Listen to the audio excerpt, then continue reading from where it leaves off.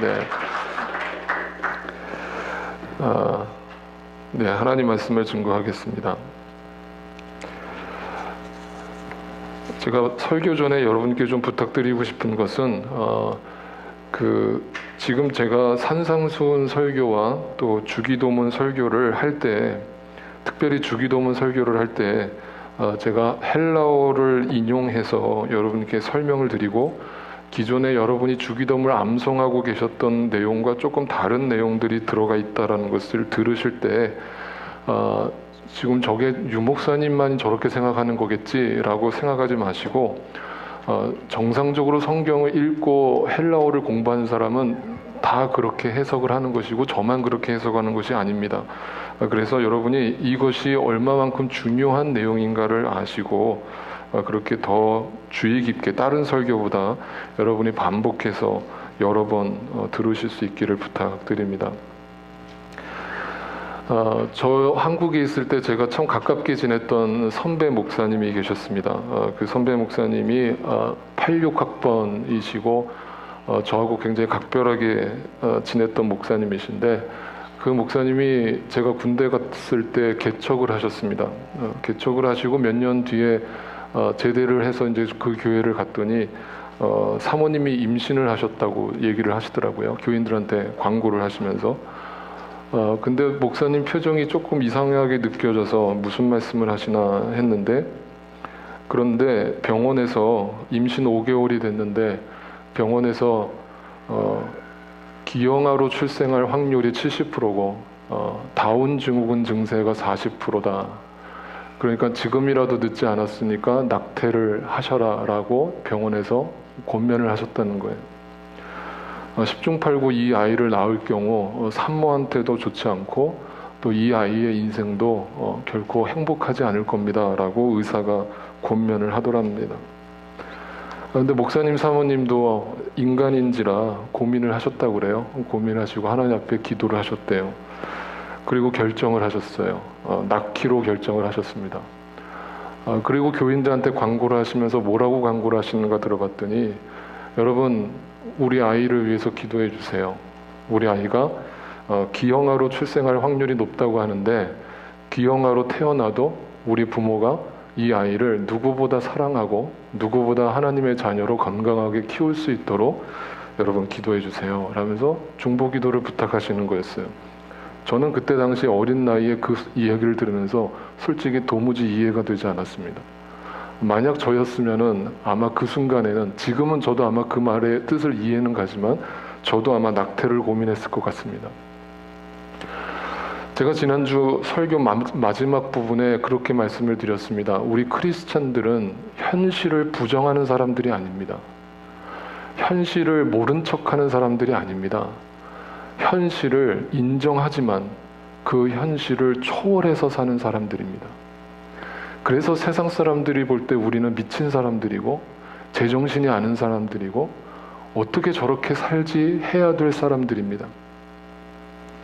실제로 제 주변뿐만 아니라 우리 세계 주변에서 들려오는 많은 간증거리들을 들어볼 때 크리스찬들 가정에서나 일어날 수 있는 수많은 간증거리들을 듣습니다.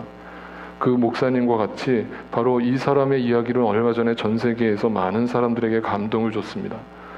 바로 닉 부이치치 전도사입니다. 저는 닉 부이치가 대단한 줄 알았습니다. 어떻게 평생에 팔다리도 없이 발가락 3개만 갖고 태어났는데 인생을 누구보다 행복하게 살까? 누구보다 긍정적으로 살아갈까? 누구보다 더 많은 일들을 하면서 살아갈까? 저는 이 닉 부이치치가 대단하게 느껴졌습니다. 그런데 비밀을 알았습니다. 닉 부이치치가 대단한 게 아니라 그 부모가 대단했습니다. 닉 부이치치가 선천적으로 장애를 앓고 태어난다는 걸 알면서도 그의 부모는 크리스찬이었고 신앙으로 그를 키웠고, 그래서 닉 부이치는 누구보다 건강한 사람으로, 또 건강한 정도가 아니라 세상에 복음을 전하는 전도자로 서게 됐습니다. 그러니까 저는 이 기분을 정확하게 기억하고 있습니다. 여러분, 제가 동년이 호연이, 오히려 여자분들은 이걸 모를 거예요. 여자분들은 아이를 낳을 때 아이가 나오는 걸 보지 못하잖아요. 근데 저는 동년이 호연이를 제가 다 받았어요. 근데 제가 탯줄을 자르고 할 때 제가 제일 먼저 봤던 게 뭔 줄 아십니까? 손가락 발가락 있나 그거 제일 먼저 봤습니다. 목사인 저도 아무리 믿음으로 산다 그러지만 손가락 발가락만 있어도 감사, 눈, 코, 입, 귀만 있어도 감사, 정상적인 아이로 태어난 것만 해도 감사.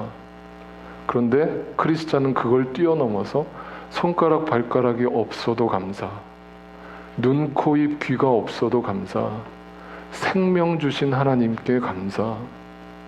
이게 크리스찬이라는 걸 나중에 배웠습니다. 최근에 그의 책이 발간됐습니다. 그의 책 제목은 삶은 여전히 아름답다 였습니다. 그 책을 끝까지 다 읽고 난 저의 소감은 정말 미친 사람이구나. 우리가 겉으로 보여지는 그냥 상식적으로 생각하는 장애인이 앓고 있는 고통 그 이상의 삶을 살았습니다. 사람들한테 왕따를 당했고 무시당했고 아무것도 할 수 없을 거라고 자살을 수도 없이 기도했던 사람이었습니다.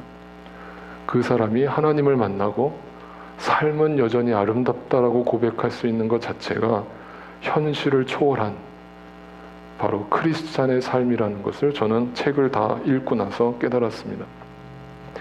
그리고 다시 성경에 눈을 돌렸습니다. 그리고 성경에서 발견한 한 가지 중요한 주제, 골로새서 3장 1절에서 2절은 이렇게 우리에게 전합니다.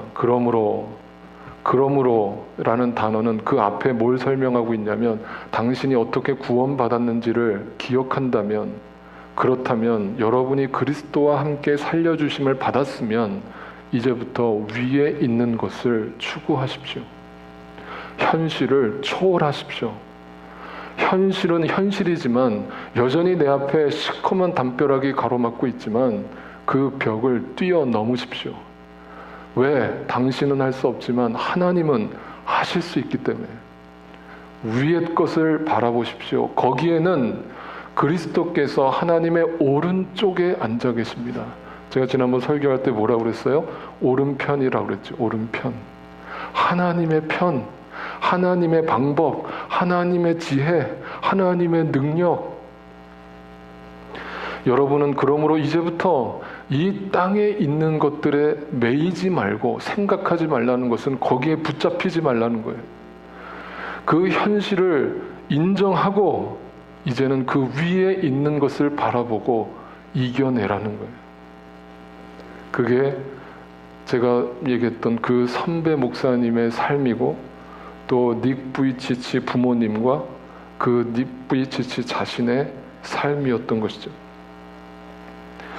자, 이걸 우리가 이해하고 주기도문을 읽다 보면 다시 말씀드리지만 주기도문은 처음부터 끝까지 이 땅의 것들에는 전혀 관심이 없고 이 땅의 것들은 이미 하나님께 다 맡겼고 주기도문, 주님이 가르쳐 주신 그 기도의 핵심은 오로지 위의 것, 그 위의 것을 구하는 인생, 그것이 복이고 그것이 축복이라고 예수님이 직접 우리에게 이렇게 기도하라고 가르쳐 주신 내용입니다. 다시 한 번만 살펴보면 하늘들에 계신 우리 아버지는 내 안에 계신 아버지고 그 이름은 하나님의 진리고 말씀이고 그것이 하나님 이름에 의해서 스스로 거룩하게 되는데 그것이 예수 그리스도가 이 땅에 오심이고 그 나라는 하나님 나라, 진리, 말씀이고 뜻하는 것이고 그 뜻이 하나님 나라이고 그것이 하늘에서 이루어진 것처럼 땅에서도 이루어지기를 기도하고 지난주 우리가 살펴본 것처럼 그것은 어제의 양식이 아니라 오늘 깨어있는 영의 양식, 그것은 먹어도 그만 안 먹어도 그만이 아니라 생존을 위해서 위로부터 오는 반드시 먹어야 할 영적인 양식, 이것에 대해서 이제부터 더 구체적으로 살펴보도록 하겠습니다. 이 부분에 대해서 얼마나 이것이 중요한가를 예수님이 시험당하시던 그 광야에서의 이야기를 통해서 우리는 알게 됩니다. 예수님을 시험할 때 사탄이 첫 번째로 예수님을 시험했던 그 시험은 이와 같았습니다. 시험하는 자 사탄이 예수께 말하였다. 네가 하나님의 아들이거든 이 돌들에게 빵이 되라고 말해보아라. 예수님은 40일 동안 굶주린 상태였습니다. 그러니까 사탄은 그것을 정확하게 알았고 인간 예수가 무엇을 필요로 하는지를 알았기에 제일 먼저 시험한 것은 육의 양식이었습니다. 그 빵은 바로 육의 양식, 눈에 보이는 이 땅의 양식을 구하라고, 기도하라고 예수님을 유혹했습니다. 그랬더니 예수님은 지난주 우리가 함께 살펴봤던 신명기 8장의 말씀을 가지고 그 시험을 물리치셨는데, 사람이 빵으로만 살 것이 아니라 하나님의 입에서 나오는 모든 말씀, 그 말씀은 육의 양식이 아니라 바로 영의 양식, 오늘의 양식. 그러므로 네가 지금 나에게 육의 양식을 기도하라고 유혹하는 그 사탄의 기도를, 유혹을 물리치고 예수님은 그 광야 시험 가운데 영의 양식을 구하셨다는 거예요. 그것이 예수님이 이 땅에서 승리하신 비결이라고 가르치고 있습니다. 이것을 더 구체적으로 얘기하면 창세기에 보면 에덴 동산이 등장하는데, 그 에덴 동산에 동산 한가운데 생명나무와 선악과가 심겨져 있었음을 증언하고 있습니다. 여러분, 생명나무와 선과 악을 알게 하는 나무, 선악과가 함께 심겨져 있었는데 이 위치가 어디인가를 성경은 명확하게 얘기합니다. 동산 한가운데입니다. 여러분, 이것만 한번 생각해 보시죠. 제가 창세기 때 이미 강해 드렸습니다만 다시 한번 생각해 보면, 왜 하나님이 어차피 인간이 시험 받을 수밖에 없는 그 유혹의 대상이 되는 선악과를 동산 한가운데다 심어 놓으셨을까? 여러분이 만약에 하나님이 인간이 죄를 짓기를 바라지 않았다면 선악과라는 나무를 심겨 놓은 그 뜻은 이해가 되지만 그걸 어디다가 심겨 놨어야 돼요? 저 동산 끝에다가, 보이지 않는 곳에다가 숨겨 놓으셨어야 되잖아요. 근데 하나님은 동산 중앙에다가 생명나무와 선악과 나무를 심겨 놓으셨어요. 이 의미를 이제 설명드릴게요. 이건 뭐냐면요, 여러분, 에덴 동산은 어디 있어요? 네? 제가 정말 가능하면 이 언어를 순환하려고 굉장히 노력하고 있습니다. 네, 여러분. 근데 정말 화가 나는 게 있어요. 그게 뭐냐면, 어떤 성경학자들이, 고고학자들이 지금도 에덴 동산을 찾겠다고 저 이스라엘 북부 지역, 유브라데스 강이 흐르고 있는 그 이집트와 이라크, 사우디아라비아 그 주변을, 땅을 다 파헤치고 있습니다. 네. 어딘가에 에덴 동산에 증거가 있을 거라고 파헤치고 있습니다. 정말 성경을 제대로 아는 사람은 그게 미친 짓이라는 걸 압니다. 여러분, 에덴 동산은요, 실질적으로 우리가 볼 수 없는 동산이에요. 여기서 동산이라는 증거는 뭐냐면 하나님이 함께 하시는 곳이 에덴 동산이에요. 그러니까 실낙원을 했다는 것은 하나님으로부터 죄를 짓고 하나님으로부터 단절됐다는 뜻이 에덴 동산에서 쫓겨났다는 것이지, 실질적 어떤 지형이 있다는 뜻이 아니에요. 여러분, 이 말이 무슨 말이냐면, 여러분이 우리가 땅끝까지 복음을 전해야 된다고 얘기하잖아요. 그러면 땅끝이 어디예요? 땅끝이 어디예요? 네? 여기서로 얘기하면 저 어디 중동 어디예요? 저 유럽 어디예요? 거기가 땅끝이에요? 아프리카예요? 그러니까 성경을 제발 그런 식으로 읽지 말라는 거예요. 땅끝이라는 건, 여러분, 지구는 둥글잖아요. 그죠? 그러면 지구를 계속 걸어나가면, 앞으로 계속 걸어나가면 어떻게 해요? 지구는 둥그니까 우리 모두 다 한 지구촌이 되잖아요. 그러니까 계속 내가 돌면 결국 다시 원자리로 돌아오잖아요. 그럼 땅끝이 어디예요? 여러분이 서 있는 자리, 여러분의 삶의 자리, 여러분의 가정, 여러분의 교회, 여러분의 직장, 거기가 땅끝이라고요. 그러니까 어디 맨날 아프리카 가려고만 애쓰지 마시고 거기도 가야 되지만 정작 내가 서 있는 자리에서 복음을 전하는 거예요. 그건 무슨 말이냐면, 에덴 동산이 어디냐, 천국이 어디냐, 저 하늘 위에 있는 것이 아니라 땅을 파면 나오는 게 아니라 하나님과 함께하는 바로 여기, 여러분이 지금 앉아 계신 바로 여기가 에덴 동산이고 천국이고 여기가 땅끝이에요. 네, 아시겠죠? 그러니까 그 에덴 동산 한가운데, 이 말은 오늘날로 풀어 얘기한다면 내 인생 한가운데라는 뜻이에요. 이해가 되세요? 그러니까 이거는 내 인생 저 구석탱이에 하나님이 이거는 덜 중요하니까 이건 옵션이니까 저 구석에다 내가 처박아 놓을게가 아니라 내 인생에 반드시 해결하고 넘어가야 될 숙제. 그래서 내 인생 중앙에다 딱 심어 놓으신 거예요. 그게 뭐냐면 선악과와 생명나무예요. 그런데요, 우리는 무조건 인간은 뭘 먼저 통과해야 되냐면 선악과를 통과해야만 되는 거예요. 인간은 율법에 의해서 내가 죄를 지을 수밖에 없고 하나님을 떠나서는 아무것도 아닌 정말 흙, 먼지, 내 아담, 흙에 불과한 존재라는 것을 선악과를 통해서 깨달으라고 그걸 함께 동산 중앙에다 심어 놓으신 거예요. 그래서 우리는 죄를 지어서 비로소 내가 하나님 앞에서 숨을 수밖에 없고, 아담아 네가 어디 있느냐라고 주님이 물으시는 거는 하나님이 우리가 어디 있는지를 진짜 몰라서 숨바꼭질 하려고 우리를 찾는다는 뜻이 아니라 너 왜 거기 서 있냐 이 말이에요. 네가 어디 있느냐라고 물었던 거는 너 왜 선악과 나무에 서 있어?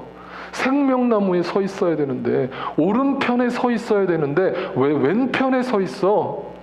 네 인생 중앙에다가 내가 심어 놓은 이 숙제를 왜 아직도 풀지 못하고 있어? 그리고 왜 계속 선악과만 바라보고 있어? 이 얘기를 하고 계시는 거예요.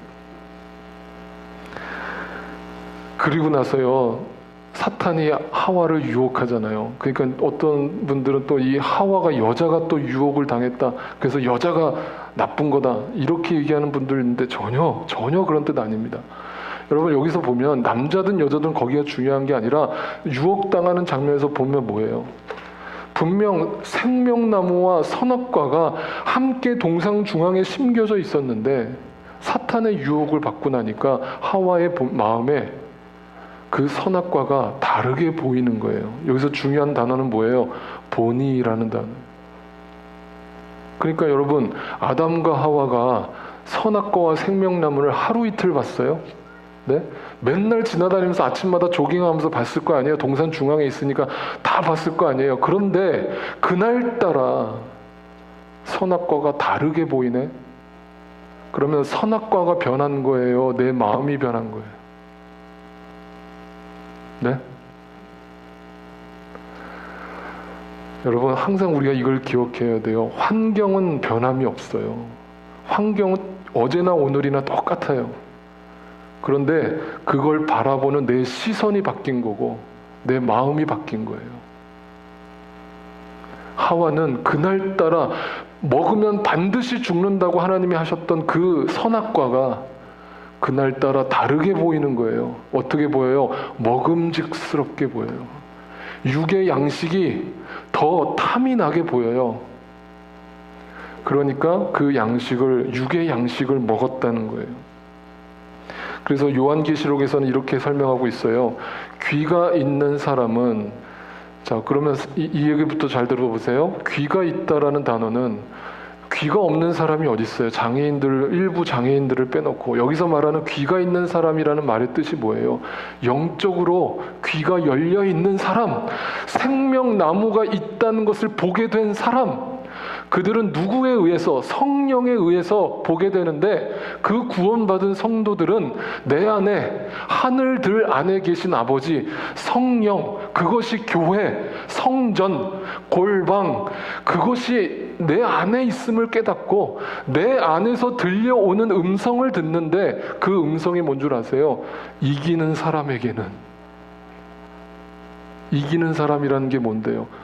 뭐 싸워서 이기라는 뜻이에요? 아니요, 그런 뜻이 아니에요. 보라라는 뜻이에요. 보라. 귀가 있는 사람, 이기는 사람 다 같은 말이에요.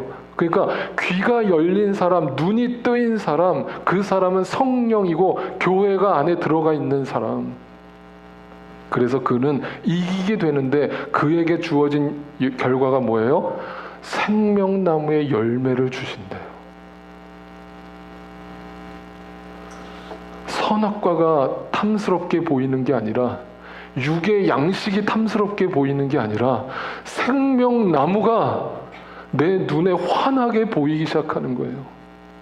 하늘 문이 열리고 그 영적인 양식이 하늘로부터 내려오는 것을 경험하는 거예요. 그 사람이 귀가 열린 사람이고 이긴 자예요. 고린도전서에서는 그래서 사도 바울이 이것을 이렇게 구분하고 있습니다. 첫사람 아담이죠. 아담은 땅에서 태어났기 때문에 흙, 먼지, 아담, 그래서 흙이 되어 있지만 둘째 사람은 예수 그리스도, 이 땅에 오신 예수 그리스도는 하늘에서 나신 분, 하늘로부터 오신 말씀, 하늘로부터 내려온 빵.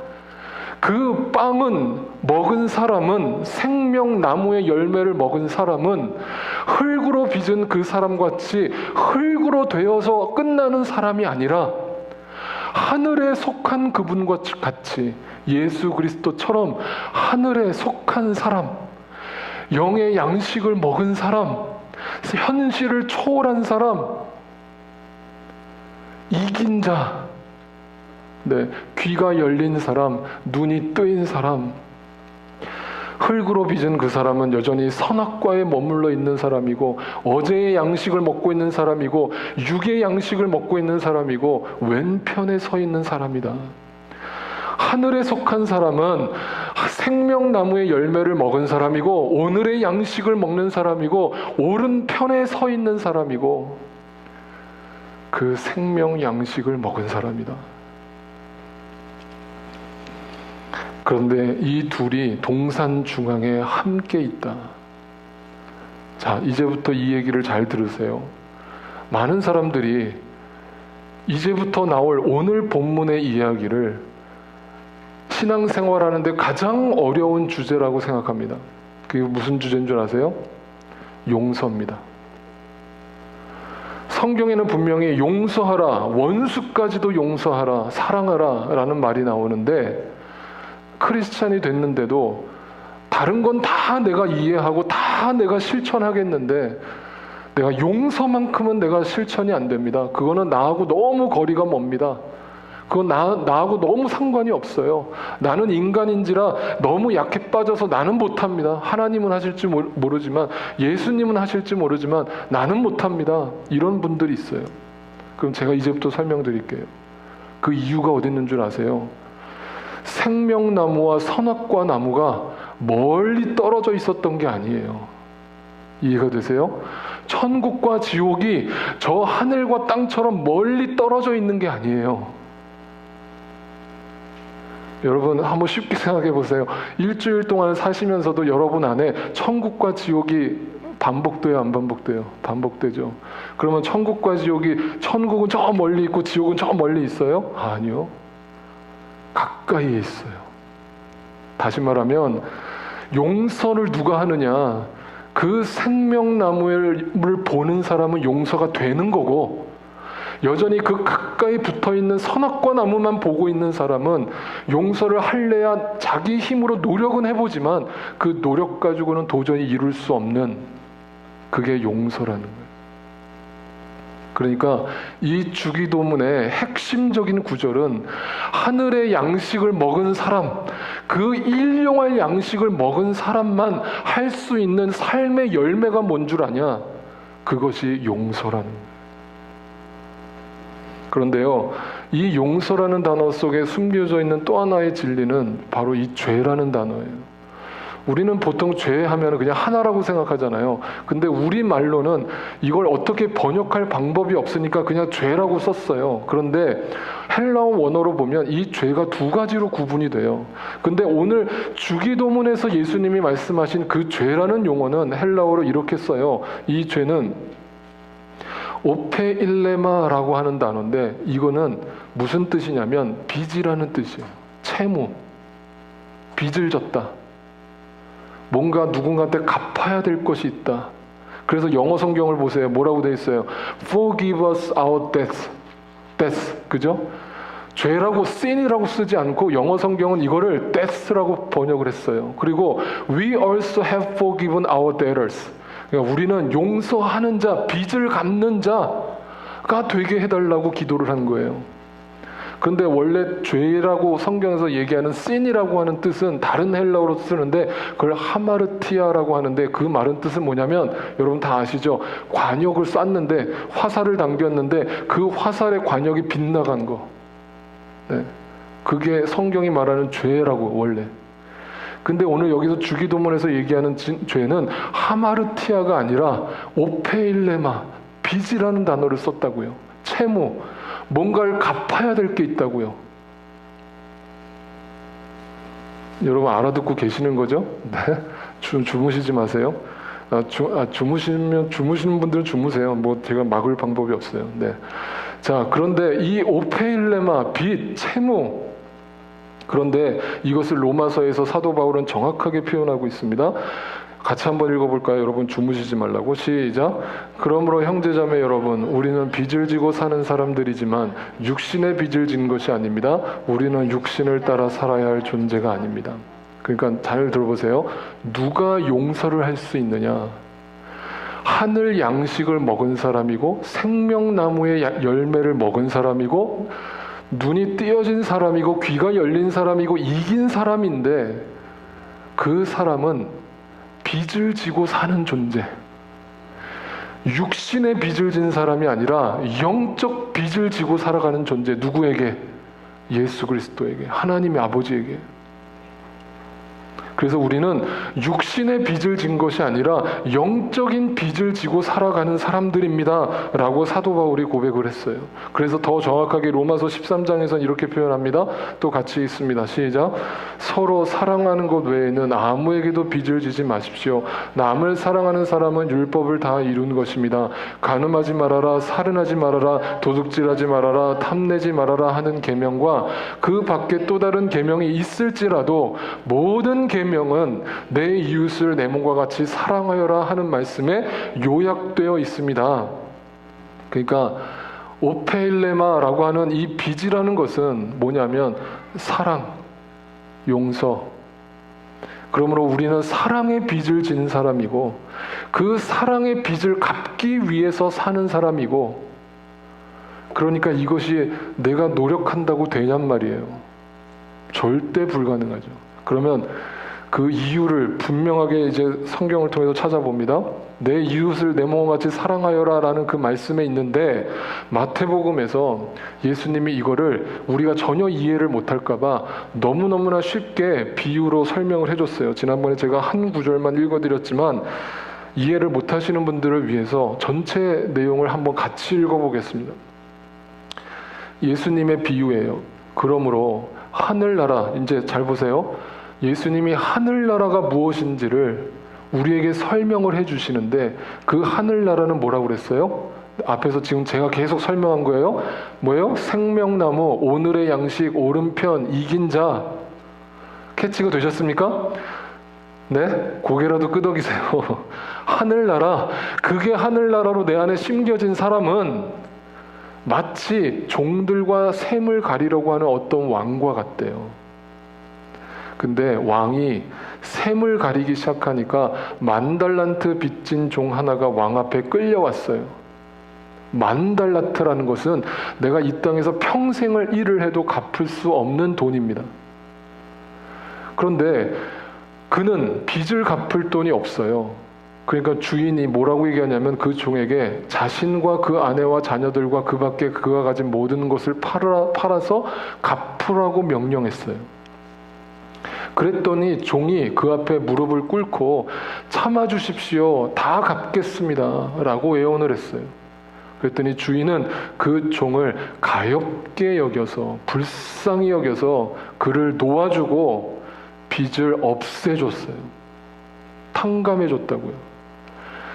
그러나 그 종이 그렇게 용서를 받고 나가서 자신에게 100데나리온, 이거는 하루치 일삭이라고요. 그러니까 자기는 10,000달란트 빚을 탕감받았는데 100달란트 빚진 동료 하나를 만나자 그를 붙들어서 멱살을 잡고 말하기를, 야, 돈 갚어. 야, 빚 갚어.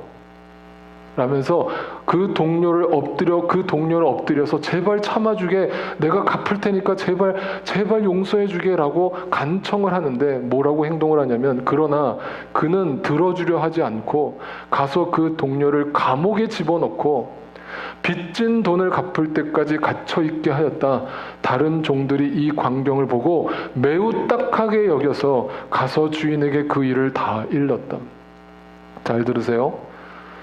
용서를 받은 사람이잖아요. 그런데 이 용서받은 사람이라고 해서, 다시 말하면 교회를 다닌다고 해서 생명나무에 눈이 뜨인 사람이 아니라는 증거예요.